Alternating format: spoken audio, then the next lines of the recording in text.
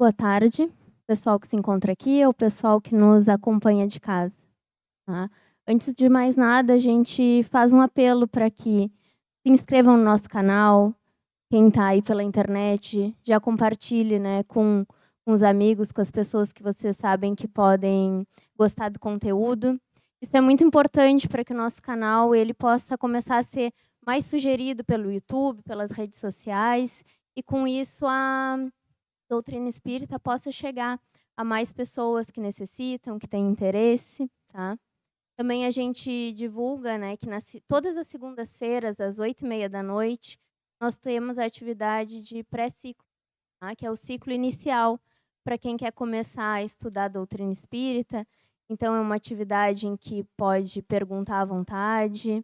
Então é diferente da atividade de hoje, né, em que apenas é exposto o capítulo e a gente não tem oportunidade, muitas vezes, de tirar as nossas dúvidas, de fazer nossos questionamentos, tá.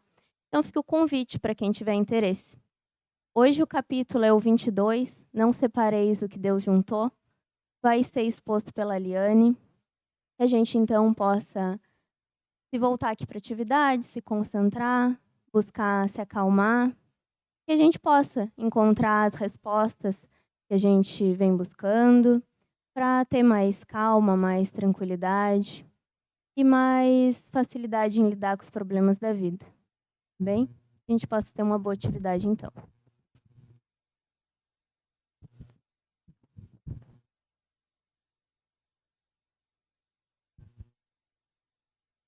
Boa tarde, pessoal.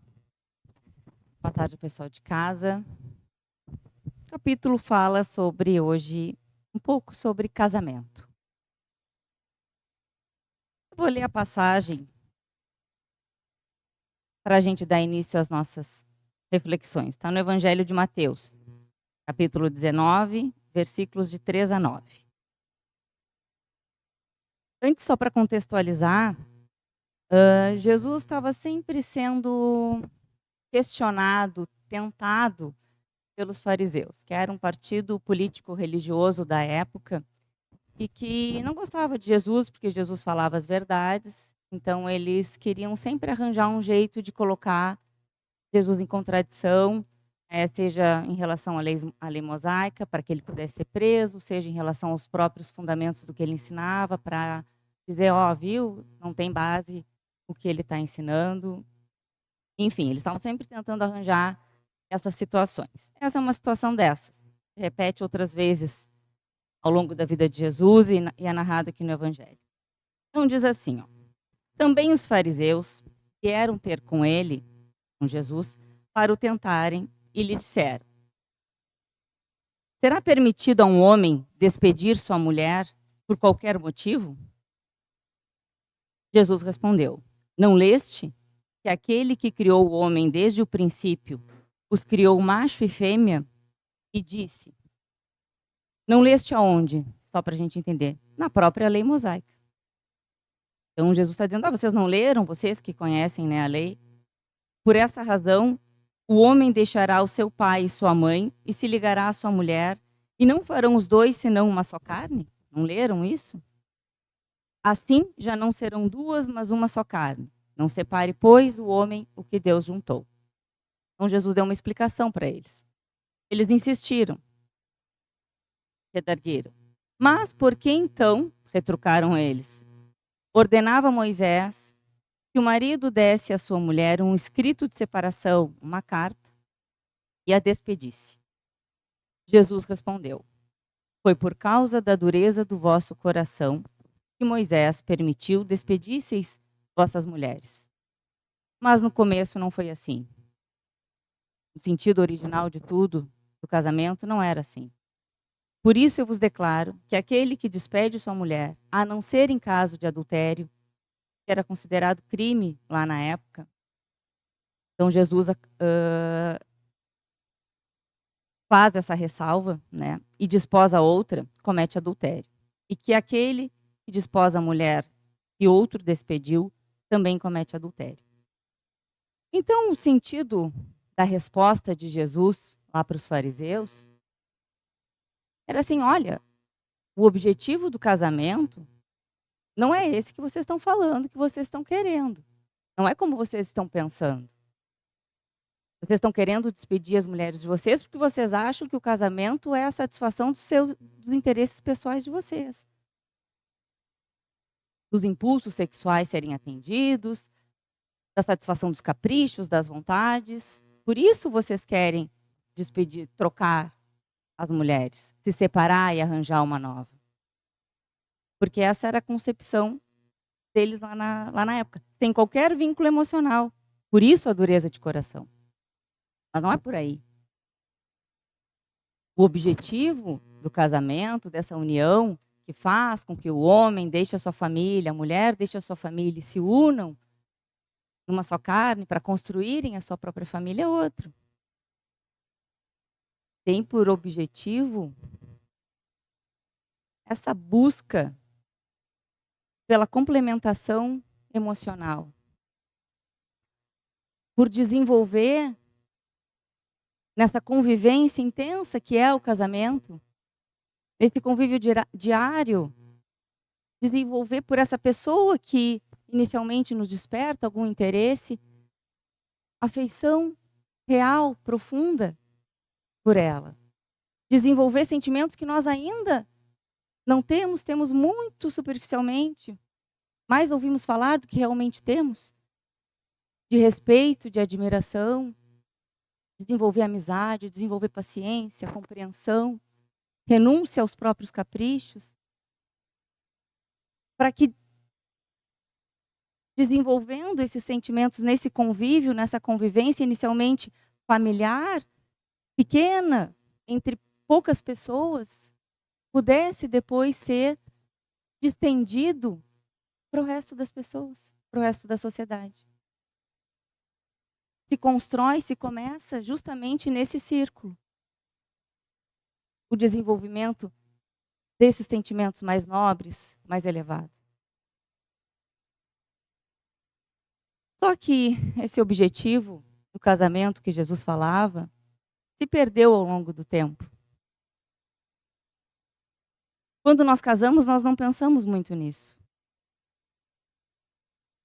Nós estamos mais preocupados em preencher as nossas vontades, as nossas carências, os nossos interesses.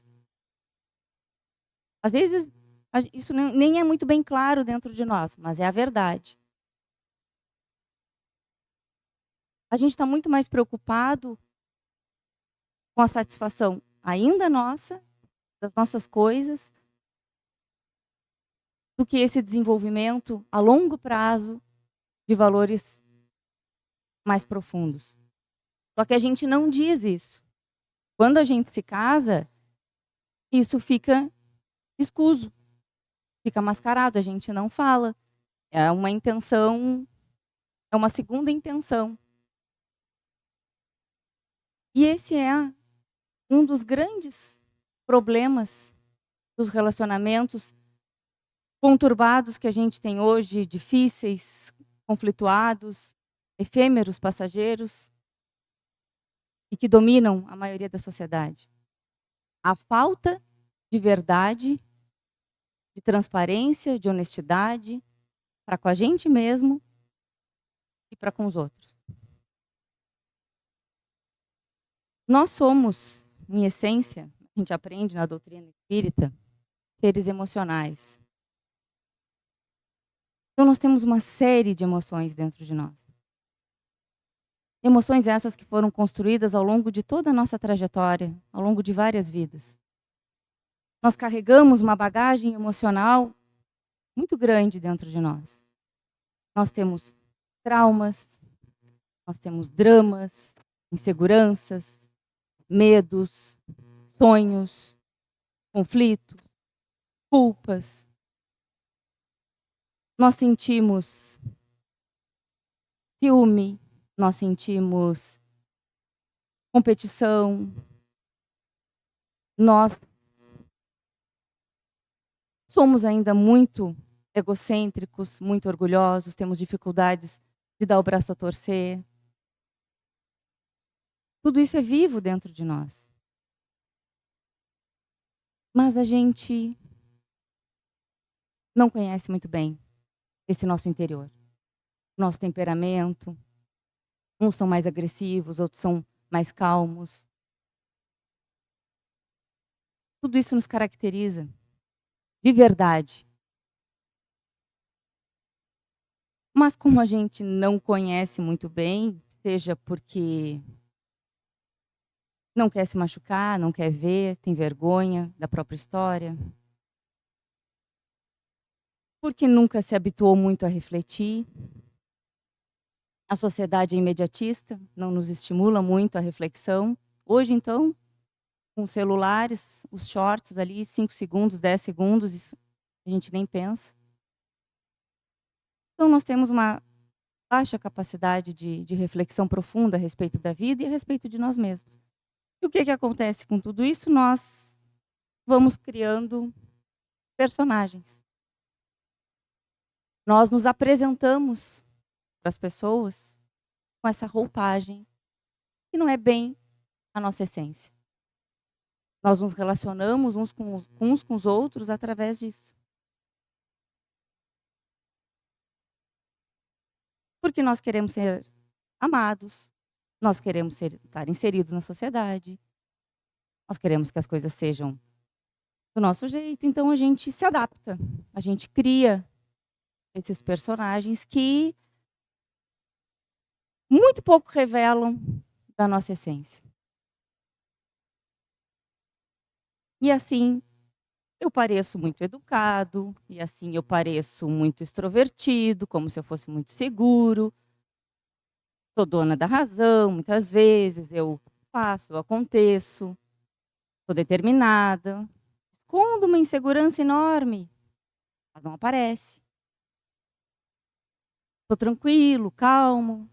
No fundo, pisa nos meus calos, eu reajo. Uma baita agressividade. Mas eu não vejo dessa maneira, eu quero acreditar no meu personagem, o outro também não vê dessa maneira. A sociedade vive assim.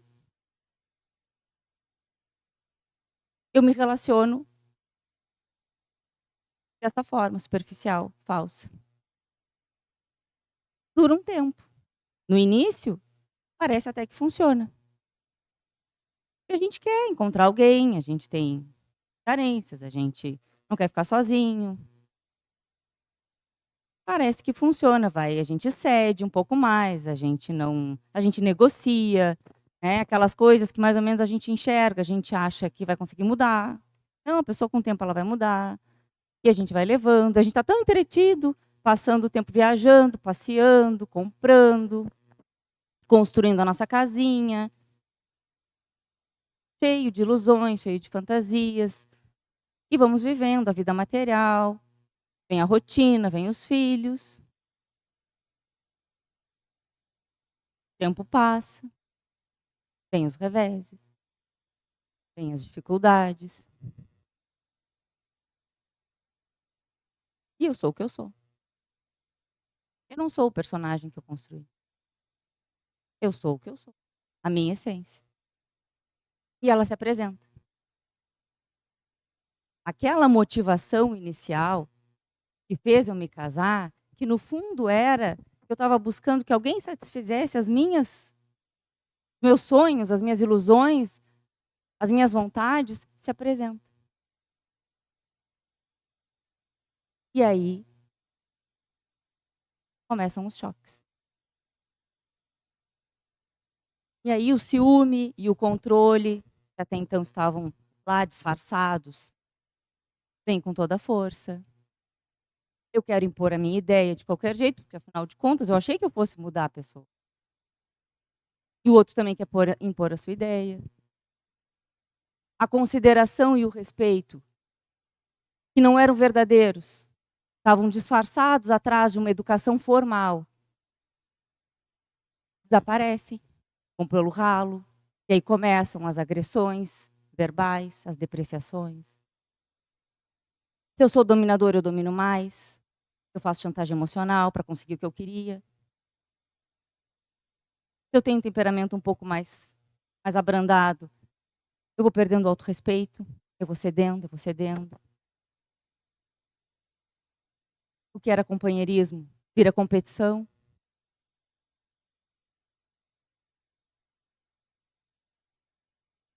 Não é assim que começam muitos relacionamentos? E se lá passado um tempo, não acontece tudo isso? E se termina o dinheiro, ou a saúde, ou os filhos saem de casa, vão embora? E era aquilo que ligava? Isso acaba, como é que fica? Muitos casamentos se terminam em função disso. Tá tudo muito bem quando tá tudo muito bem.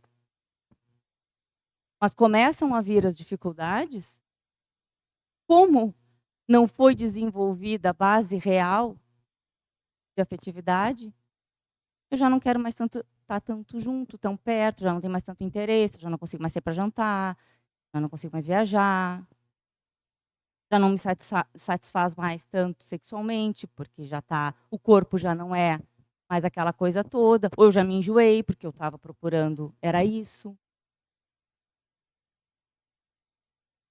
Por isso são transitórios. Por isso a maioria dos relacionamentos são finitos. Que estão assentados nessas bases transitórias. Duram o tempo da coisa. Duram a transitoriedade daquilo que eu busquei, que eu valorizei. Enquanto durar o meu personagem, dura. Enquanto o meu corpo satisfizer as necessidades do outro, dura. Enquanto tiver dinheiro, enquanto os meus interesses e as minhas vontades estiverem sendo atendidos, dura. Mas como não há afinidade, casamento é afinidade real, profunda, verdadeira, de busca por algo maior, mais nobre, termina. Se separa. O objetivo, Jesus falava lá no início, que era exatamente esse desenvolvimento de preocupação com o outro, de negar seus próprios caprichos, de compreensão mais profunda da vida, das dificuldades dos outros. Esse desenvolvimento de afeição mesmo, verdadeira, não se cumpriu. Nós estamos casados muitas vezes, morando junto, vivendo junto, dividindo as contas, temos filhos, mas emocionalmente, estão para cada lado.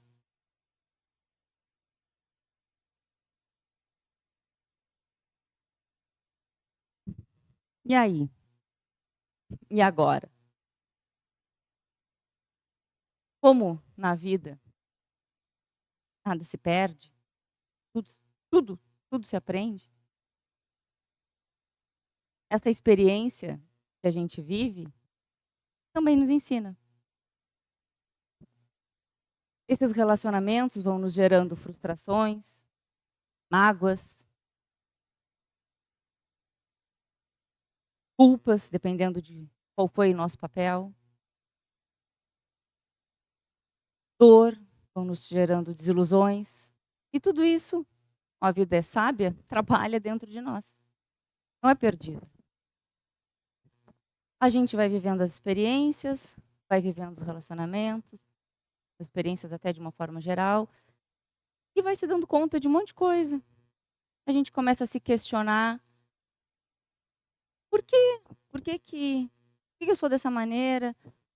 Por que não dá certo? Por que as coisas rumaram assim? Por que eu me enganei? Por que eu não percebi? Por que eu não entendi antes? Será que eu também sou assim? Por que eu tenho essas tendências, esses impulsos dentro de mim? De onde eles vêm? Por que eu mantenho? E a gente vai se questionando. A intenção de aprender alguma coisa. E vai amadurecendo com o tempo, com as experiências. Vai percebendo que a vida não se resume a essa conjuntura que a gente criou de coisas. coisas e coisas e ter e usufruir e ter destaque, ter mais e ter dinheiro e viver só para si nesse mundo egoísta que a gente ainda vive, a gente vai percebendo que é muito maior do que tudo isso. Vai buscando respostas, vai refletindo mais, vai comparando os sentimentos que eu tenho, que eu nutro dentro de mim. E aí eu vou vendo que o maior prejudicado sou eu mesmo. Com todas essas conturbações que eu alimento, com todas essas cobranças, com todas essas exigências dos outros, da vida, com essas faltas de incompreensões, eu vou me dando conta, eu vou transformando dentro de mim isso. Eu vou me transformando.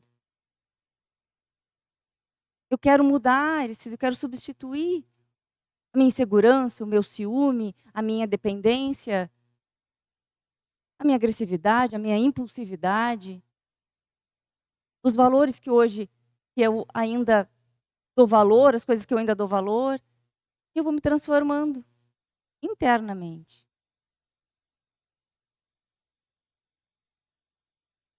Eu vou construindo um novo estado emocional, muito mais equilibrado, com muito menos exigências. A exigência passa a ser em cima de nós mesmos. Não quero mais ser dessa maneira, isso me conturba. E nessa busca, nessa luta nossa por começar a entender, não precisaria ser assim, mas muitas vezes é a dor que é o nosso despertamento para o objetivo de todas as coisas, nos relacionamentos da mesma maneira. Então, muitas vezes é de levar muita pancada, a gente vai recuando e vai não querendo ser mais dessa maneira. Não quero perder. Eu quero construir algo. Eu quero ser a complementação emocional de alguém emocional. E para ser emocional tem que ser bem profundo. Não é dia a dia. Não é passeio no domingo. Não é ficar em casa vendo filme. É recorrência. Então eu vou construindo esse novo estado. Isso reflete no meu relacionamento. Porque aí eu já não tenho mais tanta necessidade de me impor a minha vontade, de ser do meu jeito, da minha maneira. Porque eu enxergo que, na verdade, tudo isso é uma insegurança. Eu preciso desenvolver respeito. Eu já não tenho mais tanto ciúme. Porque isso conturba a mim. Se o outro resolver me trair, o erro está dentro de quem? Do outro que traiu, não está dentro de mim. Para mim, só o que aconteceu que apareceu uma verdade que eu não estava enxergando. Mas ela sempre existiu. Eu vou lidando melhor com as coisas. Eu não crio mais tantas dependências emocionais. Eu estou com alguém, não porque eu preciso, mas porque eu quero. E colocando na balança de valores, não de interesses, de satisfação momentânea, de prazeres efêmeros, mas de valores, da balança dos valores que agora eu estou começando a enxergar para mim, ainda vale a pena, eu ainda quero. Não porque eu preciso, porque eu tenho medo de ficar sozinha, de ser abandonada. Eu vou enxergando o meu próprio valor. Toda aquela parafernália de coisas que às vezes a gente fica fazendo, de se arrumar e malhar e fazer cirurgia e parecer sempre jovem. Tudo isso para esconder, para compensar um interior de conturbação, de conflito. Porque se o meu interior tivesse equilibrado, não tinha todas essas dificuldades. De parecer tão bem, tão arrumado, tão bonito, tão malhado, tantas plásticas.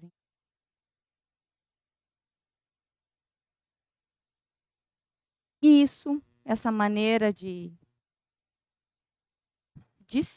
buscar, de se transformar, nos aproxima, nos deixa mais perto de um casamento real. De construir algo real. algo que tenha um objetivo, porque a gente passa pela vida como se nada tivesse uma razão de ser.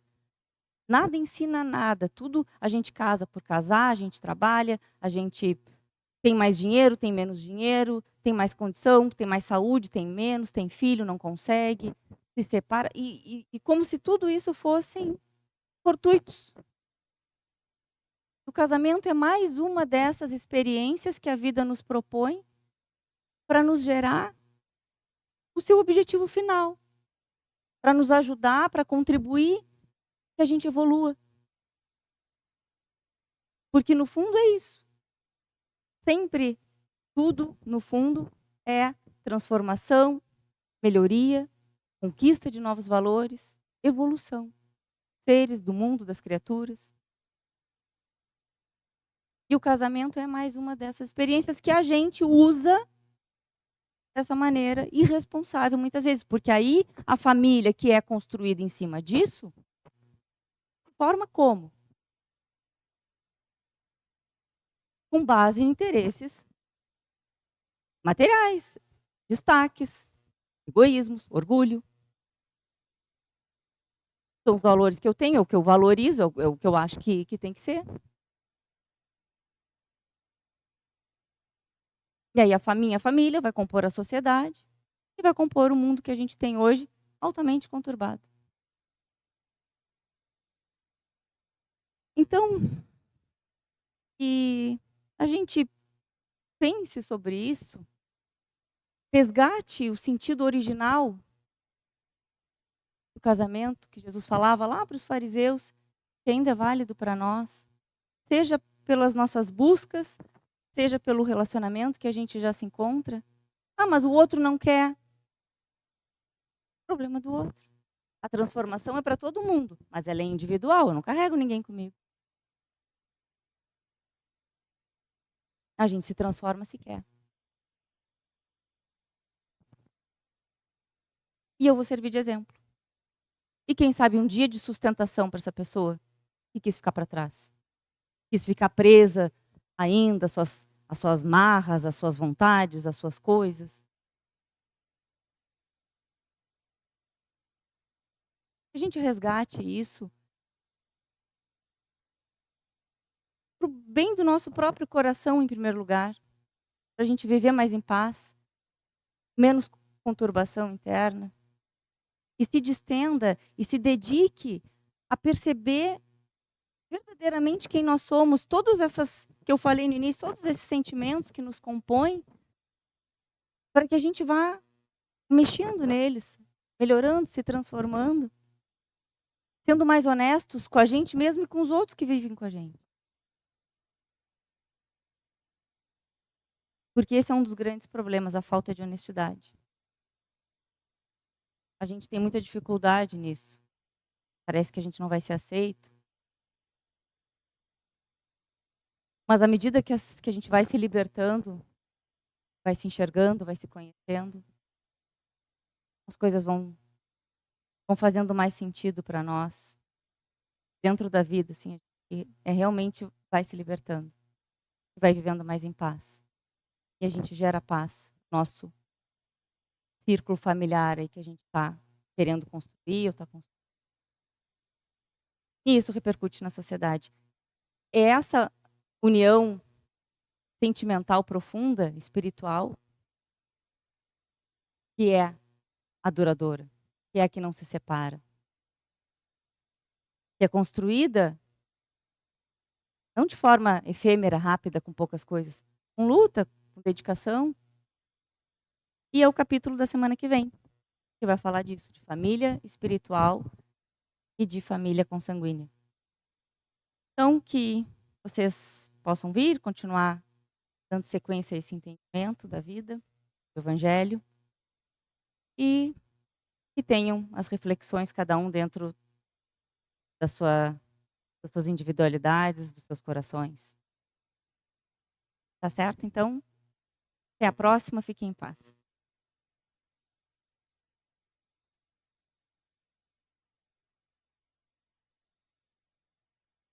Pessoal de casa, então, a gente se despede, renovando o convite para virem até a Casa Espírita aqui presencialmente e para nos ajudarem a divulgar o conteúdo do canal, compartilhando com as pessoas que vocês conhecem. Bem, boa semana.